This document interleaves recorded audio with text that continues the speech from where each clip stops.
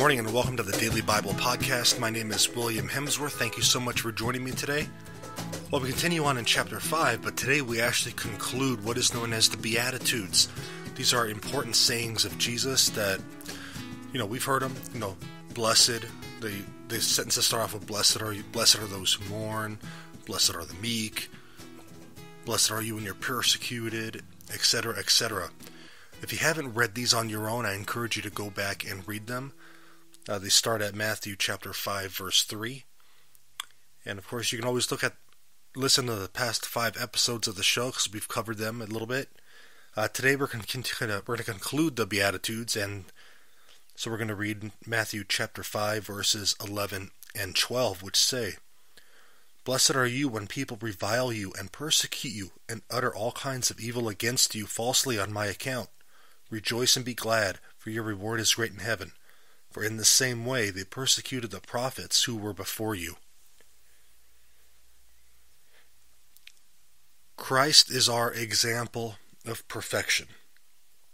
And the invitation to follow him is going to involve not only prayer and humility on our account, but a willingness to self-sacrifice our own wills.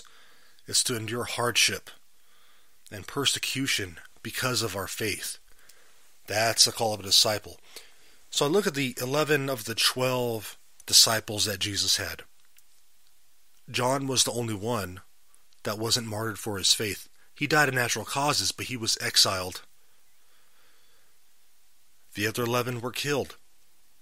Andrew was crucified on an X-shaped cross. Peter was crucified upside down. Thomas had a spear thrust into him.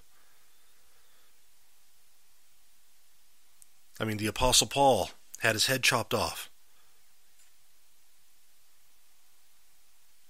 But Jesus says, blessed are you when people revile you and persecute you. Not only that, but he says, rejoice. So how are we supposed to rejoice when people are lying about us, calling us names, etc.? When this happens because of our faith, it means we're doing something right. It means we're being great witnesses. It means we're being great disciples. All those things that Jesus tells us that we should be doing. That's confirmation for us that we're going to do it. And our reward is going to be great in heaven. And that confidence of that will give us the strength to endure whatever we are going through as Christians. It doesn't mean it's going to be easy. But Jesus tells us something very key at the end of the Gospel of Matthew. He says, "Behold, I am with you always, even until the end of the age." He doesn't say, I'm just going to be with you, until the end of January. I'm going to be with you till the end of next year. I'm going to be with you always until the end of the age, until the end of the world, till the end of time. I am going to be with you. Take confidence in that. No matter what you're going through because of your faith, look to Christ. He will give you the strength to get through it. And you'll never know, I said it's all sincerity, how you react to all this, whatever persecution you're going through, is a witness to those that are watching you. That's what happened to the early church. You see, the Romans tried to squash Christianity by persecuting, by killing, by taking their property.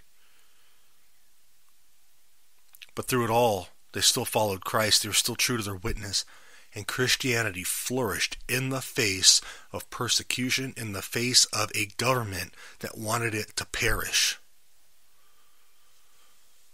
Take heart. Be encouraged.